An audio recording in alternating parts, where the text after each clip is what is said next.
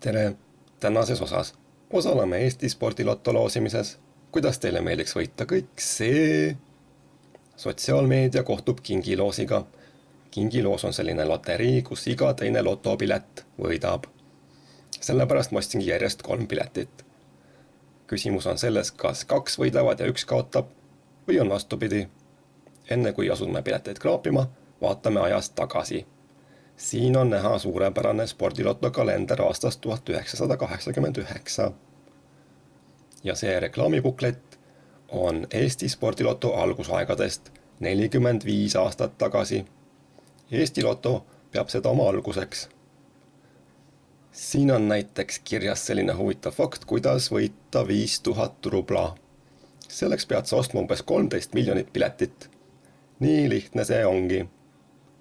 Kes ei tea, mis asi on rubla, siis rubla oli meie eelmine ühisraha, nagu täna on meil euro.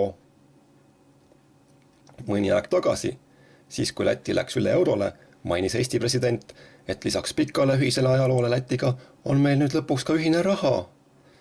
Ei või kindel olla, millises maailmas meie president elab, kuid kindel on see, et president ei tunne ajalugu, sest meil on Lätiga ühine raha käibel olnud. Need samad rublad siis, millede võitmisest siin bukletis räägitakse. Seda kõik ühes eelmises vägevas ja solidaarses liidus.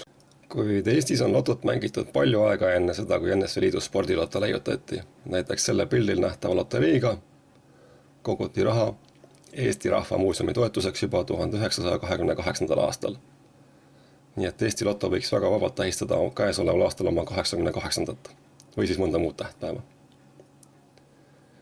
Veel on mul siin mõned kraabitavad lotopiletid. Näiteks selline lotomariloos, mille eest tuli maksta Soome markades. Ma tean juhuslikult inimest, kes omal ajal ostis Tallinnas Balti jaama kioskist 500 marga eest terve paki selliseid lotopileteid. Pakis oli 100 piletit, miljonäriks see inimene küll ei saanud, 500 marga eest võitis ta nimelt täpselt 247 marka. Selleks, et lotopiletit õigesti kraapida, peab sul olema hea töövahend. Tänase saate tarbeks otsisingi välja oma Soome margad. Pean tunnistama, et mul on neid markasid oma valduses täna kindlasti enam kui 247. Eriliselt meeldivad mulle 5-margased metallrahad. Siin on näha lausa 2 erinevat. Soome mark on olnud läbi aegade tugev valuuta ja ka meile eestlastele järjepidevuse kandja. Seepärast valin täna oma tööriistaks 5-margase aastast 1931. Jätkame pärast reklaamipausi püsilainel.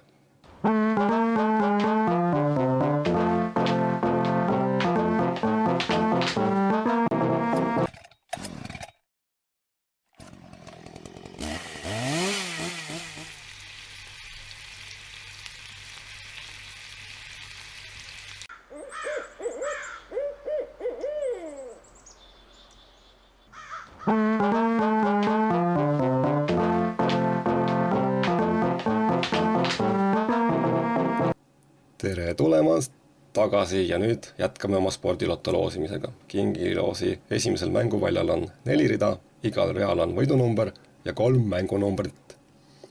Juhul kui võidunumber on mängunumbrite hulgas, võidadki reaalnäidatud rahasumma. Vaatame kõik numbriribid üle. Ei ole, ei ole, ei ole ja ei ole. Järgmisel mänguvaljal on 2 rida. Liida rivis olevad 2 numbrit, kui liidetavate summa on 10, võidad reaalnäidatud rahasumma. 7 + 8 on 15 ja 5 + 4 on 9, mis tähendab, et seda raha me ei saanud. Viimane mänguvali on kõige lihtsam, ei mingit kõrgemat matemaatikat. Leia mänguvaljad kingituse sümbol ja võidadki näidatud rahasumma. Üllatapööre, nagu näeme, on mänguvaljal kingituse märk ja rahasumma 10, mis hetkel tähendab seda, et ma olen saanud 10 euri tagasi. Pole paha. Siinkohal pean kindlasti mainima seda, et mängupööningul ei ole ei Eesti ega ühegi muu lotoga mingit pistmist. Me kindlasti ei propageeri hasartmänge. Pigem vastupidi. Juhul kui sul on rahalisi probleeme, siis kindlasti ei ole loterii see, mis sinu probleemid lahendab. Kui sa hoolega järele mõtled, siis sa ilmselt saad isegi aru, et loterii mõte ehk idee seisneb selles, et korraldaja jääb plussi. nagu näha, siis see kuldne pilet minu käes on täiesti tühi loos. Ja veel, selleks, et seda loteriid mängida, pead sa olema vähemalt 16 aastat vana ja ilmselt omama mingit regulaarset sissetulekut. Ja kiirlaenud ei lähe sissetuleku hulka, pea see meeles. Oma 3. piletiga olen saanud taas natuke rikkamaks. Tegelikult küll raha tagasi. 9 + 1 on 10 ja võidusumma oli ka samuti 10. Kuna see pilet on juba võitnud, siis rohkem raha me vaevalt sellega saame. Aga oletame, et keegi on nii rikas, et ostab ära terve kingiloosipaki. Mis siis saab? Arvan, et kinnises kingiloosipakis on umbes 50 piletit. Umbes täpselt siis. See teeb paki hinnaks 500 €. Ma ei ole küll selgeltnägija, kuid sellest hoolimata võin ennustada, et 500 vastu saad sa paki kohta tagasi nii umbes 250 €. Seega igaüks peab ise teadma, mis talle parim on. Loomulikult oleks tore teada, kus need kõige suuremad võidud peidus on, kuid kui see teada oleks, tekiks küsimus, kes siis need teised tühjad võiduta piletid ära ostab. Mina sain oma 30 tagasi 20. Ja et niigi läks, eks ole. Kuulmiseni ja nägemiseni.